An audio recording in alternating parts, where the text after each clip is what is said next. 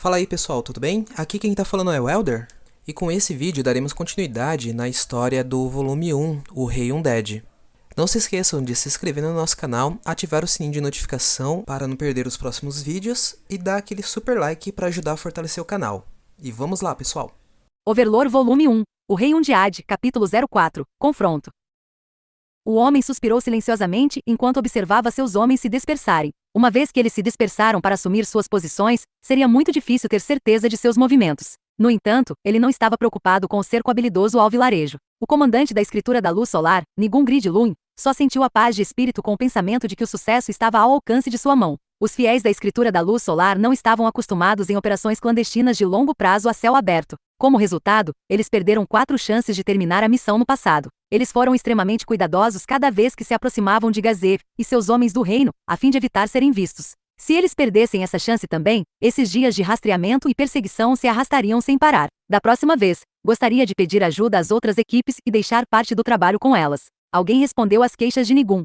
Seria bom, mas sempre fomos especializados em extermínio, afinal. O orador era um dos homens que ficaram para proteger Nigun. Quero dizer, essa é uma missão estranha. Normalmente, teríamos apoio da escritura da Flor do Vento para algo tão importante quanto isso. Na verdade, não sei o porquê eles apenas deixaram ao nosso encargo dessa vez. Ainda assim, esta será uma boa experiência para nós. Podemos tomar isso como treinamento em infiltrar o território inimigo. Pelo que sabemos, era isso que os nobres pretendiam. Nigun disse isso, mas ele estava muito ciente que outra missão desta natureza seria muito improvável. As ordens que lhe haviam sido dadas foram assassinar o maior guerreiro do reino, o homem cuja fama não respeitava fronteiras, um homem de poder incomparável, Gazev Stronov.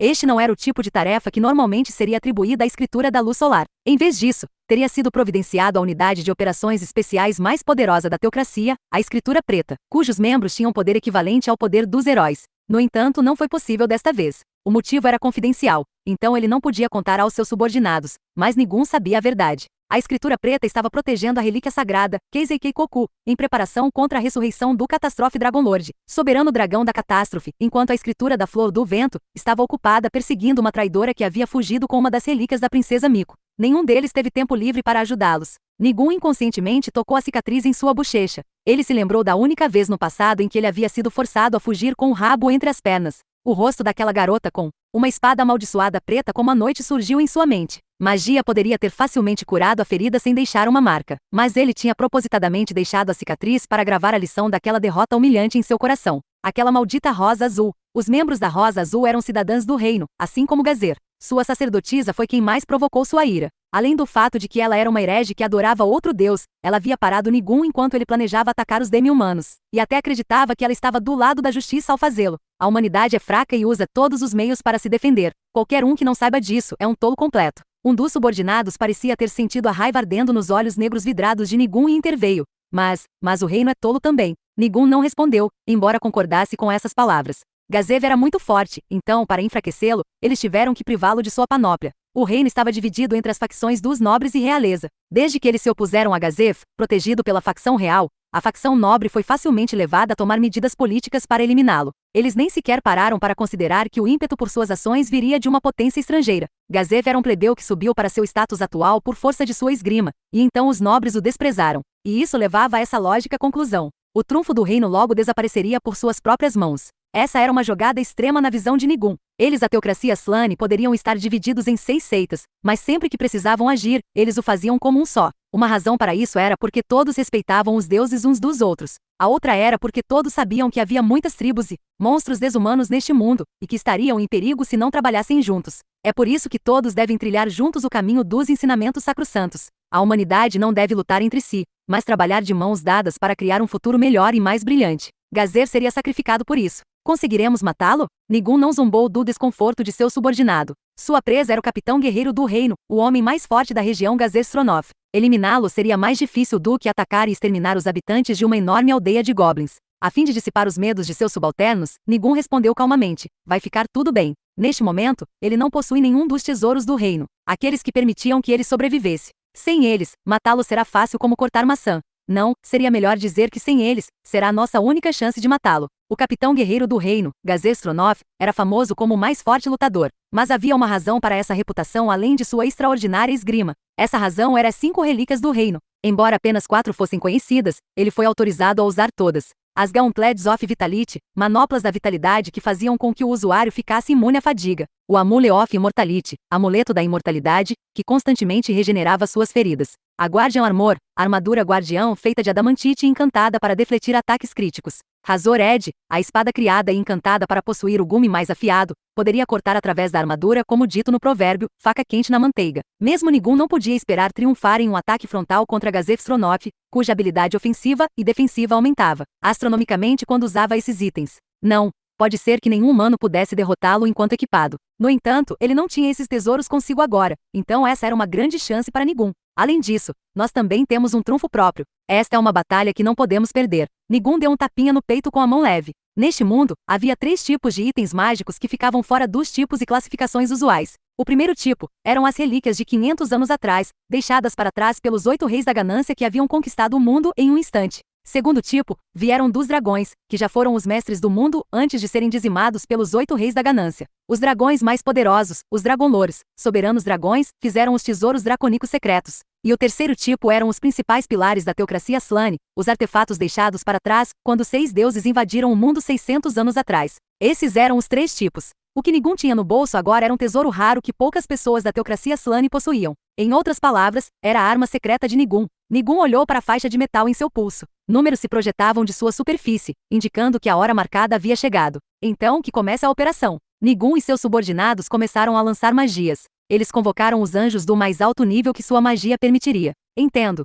Então realmente há pessoas nos cercando. Gazer espiou as pessoas que cercavam o vilarejo a partir do interior escuro da casa. Ele podia ver 3 pessoas dentro de seu campo de visão. Estavam avançando lentamente em direção ao vilarejo, mantendo uma separação uniforme entre si. Eles estavam desarmados e não estavam usando armaduras pesadas. No entanto, isso não significava que eles fossem ingênuos. Muitos Magic Casters não gostavam de tais equipamentos e preferiam equipamentos mais leves. Isto sugeriu que eles eram Magic Caster. No entanto, foram os monstros alados flutuando ao lado deles que confirmaram suas vocações. Anjos. Anjos eram monstros convocados de outro mundo, e muitas pessoas, particularmente os cidadãos da teocracia Slane, acreditavam que fossem mensageiros dos deuses. No entanto, os sacerdotes do reino decidiram que esses seres chamados anjos eram meramente monstros. Mesmo essas disputas religiosas sendo parte da razão pela qual os países eram colocados uns contra os outros, Gazef sentiu que seu status como mensageiros divinos era secundário à sua força como monstros. Para Gazef, anjos e demônios tinham similaridades em seus níveis de força, eram mais fortes do que muitos outros monstros convocados usando um nível de magia similar.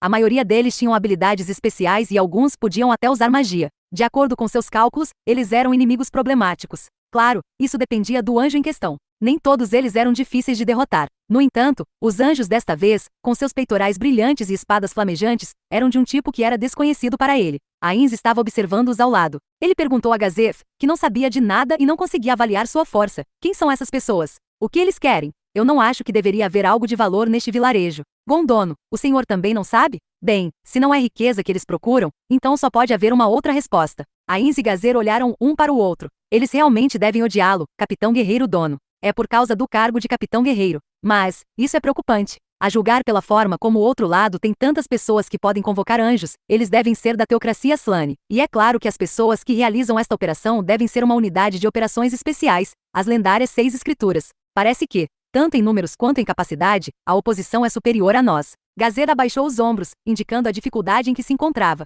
Podia ter parecido apenas deprimido por fora, mas por dentro estava fervendo de raiva e pânico. Bem, eles certamente tiveram muito trabalho, usando a facção nobre para tirar meu equipamento. É problemático que um traidor permaneça na corte, então acho que deve ser meu dia de sorte poder reconhecer sua vilania aqui. Ainda assim, eu não esperava que a teocracia Slane se importasse comigo. Ele bufou. Ele não tinha homens suficientes, estava mal equipado para uma batalha como essa, e não tinha planos em mente. Em suma, ele não tinha nada. Embora, ainda possa haver um trunfo que ele poderia usar. Aquilo é um Archangel Flame, Arcanjo das Chamas. Parece bastante semelhante, mas... o que um monstro como esse está fazendo aqui?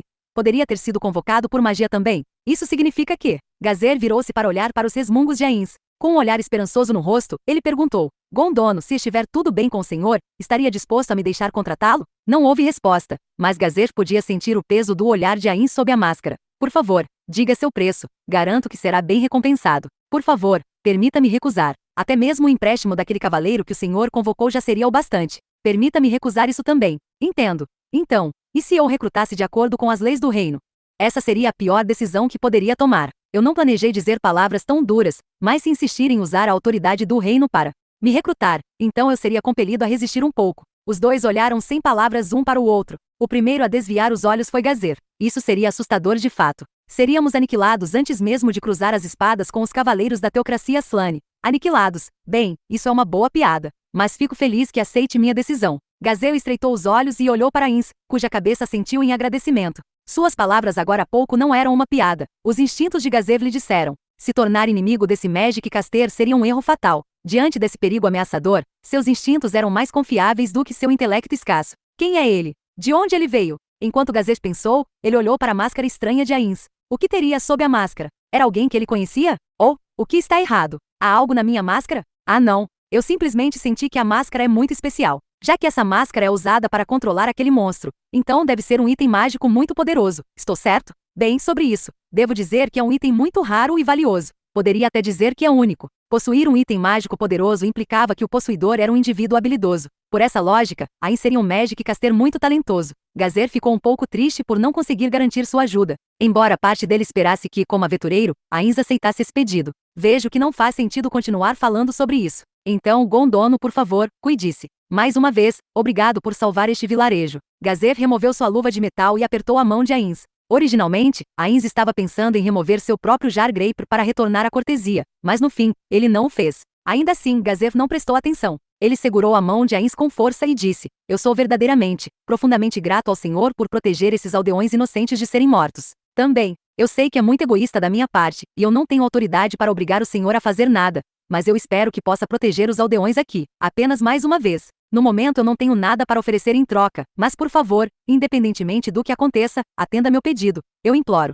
Sobre isso, se alguma vez visitar a capital real, eu darei tudo o que o senhor desejar. Juro isso em meu nome, o nome de Gazer Stronov. Gazer soltou a mão de Ains, e começou a genuflectir, mas Ains estendeu a mão para detê-lo. Não há necessidade de ir tão longe. Muito bem, vou proteger os aldeões. Juro isso pelo nome de Ains ou Algon. Depois de ouvir Ains jurar pelo seu nome, Gazer deu um suspiro de alívio. Muito obrigado, Gondono. Agora eu não tenho mais nada para me preocupar. Tudo o que preciso fazer agora é focar o inimigo diante de mim. Antes disso, por favor, leve isso com você. Ains pegou um item e entregou ao sorridente Gazer. Era uma estatueta pequena, estranhamente esculpida. Não parecia haver nada de especial nisso. Contudo, um presente vindo de alguém como o senhor, então eu vou aceitá-lo de bom grado. Bem, Gondono, o tempo não espera ninguém. Devo partir imediatamente. Não vai esperar até o anoitecer antes de sair?